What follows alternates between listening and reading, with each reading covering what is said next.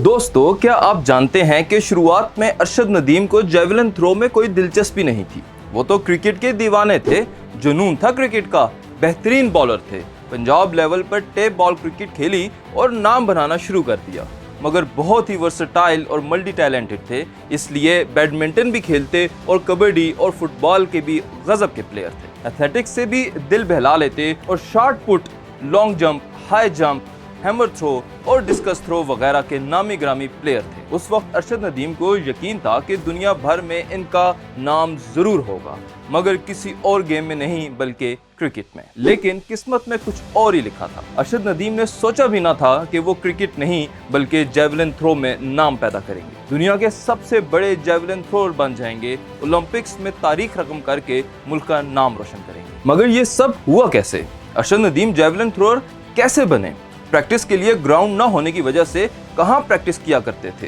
कौन कौन सी मुश्किलात का सामना करना पड़ा? मुल्क से बाहर पाकिस्तानी रोटी न मिलने पर कौन सा ऐसा फैसला किया जो इनका करियर तबाह भी कर सकता था? अरशद नदीम का फैमिली बैकग्राउंड क्या है? जेवलिन न होने का किस्सा क्या है?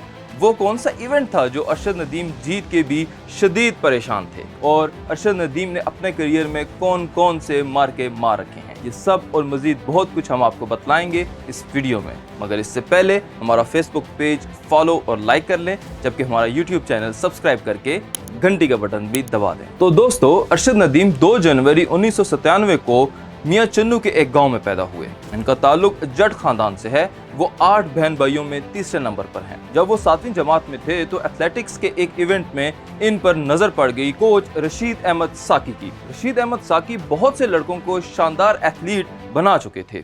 वो अरशद नदीम की भी सरपरस्ती करने लगे, मगर अरशद नदीम को अब भी क्रिकेट से इश्क था। कई खेलों में माहिर होने के बावजूद वो इंटरनेशनल लेवल पर सिर्फ क्रिकेट ही खेलना चाहते थे। खैर, साथ ही जेवलिन थ्रो भी शुरू कर दी और फिर 2012 के यूथ फेस्टिवल से अपने करियर का आगाज किया। उन्होंने जेवलिन थ्रो में पंजाब यूथ फेस्टिवल और इंटर बोर्ड इवेंट में गोल्ड मेडल जीते। जो इवेंट खेलते पोजीशन होल्डर बनते, यूं वो कौमी सतह के एथलीट बन गए। मुख्तलिफ डिपार्टमेंट्स ने जॉब ऑफर की, लेकिन अरशद नदीम ने वापडा को चुना। ये वो वक्त था जब इनके वालिद ने इन्हें कहा कि बस बहुत हो गया, अब तुम्हें सिर्फ और सिर्फ जेवलिन थ्रो में ही अपना करियर बनाना है।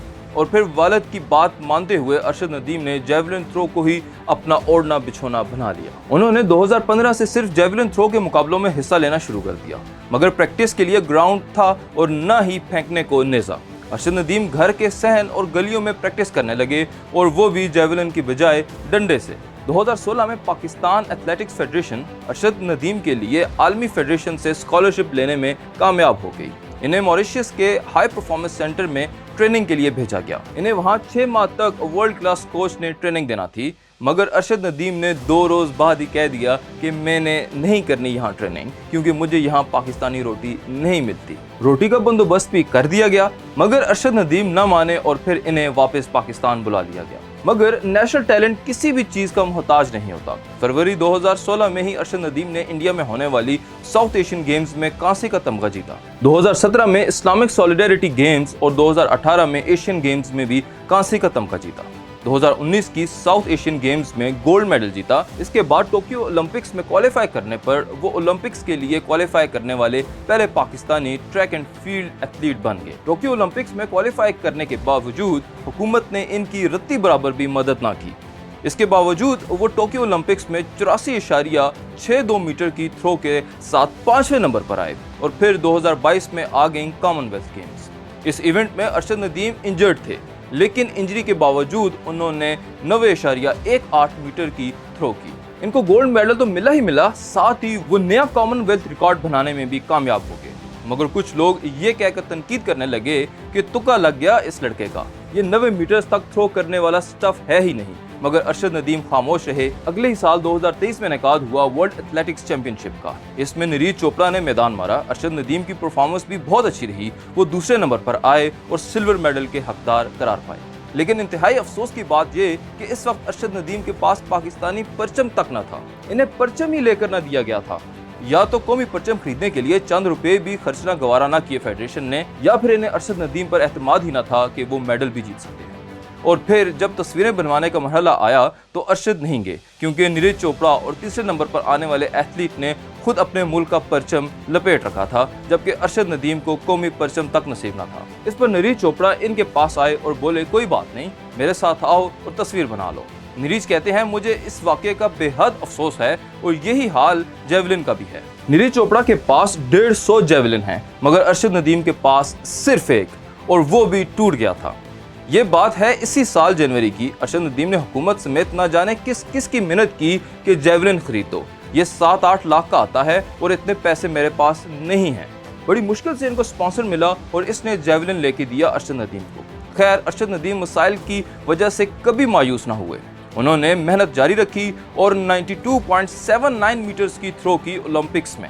मगर अब भी लोगों ने कहा कि एक और तुक्का लग गया, और फिर अरशद ने सिर्फ चंद ही मिनटों बाद 90 मीटर से ज़ायद की एक और थ्रो कर डाली। इस बार उन्होंने जेवलिन 91.79 मीटर दूर फेंका और यूं नाक़िदीन के मुंह बंद करा दिए, क्योंकि एक ही मुकाबले में 2 बार 90 मीटर्स क्रॉस करना ना तो तुक्का है और ना ही मजाक। और मजे की बात यह है कि अरशद नदीम 3 बार 90 मीटर से ज़ायद की थ्रो कर चुके हैं, जबकि नीरज चोपड़ा एक बार भी नहीं।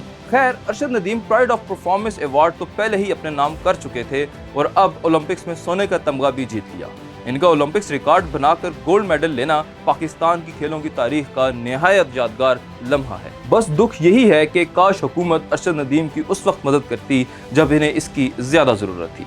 अगर ऐसा हो जाता तो शायद वो टोक्यो ओलंपिक्स में भी इस मुकाम तक पहुंच जाते। खैर, देर आयद दुरुस्त आयद। अब हुकूमतें करोड़ों रुपए इनाम का ऐलान कर रही हैं अरशद नदीम के लिए। खुदा करे ये ऐलान सिर्फ ऐलान ही ना साबित हों, बल्कि ये इनामी रकम अरशद नदीम को मिले भी। मगर खदशा है कि हुकूमत कहीं इस इनामी रकम से भी टैक्स ना काट ले।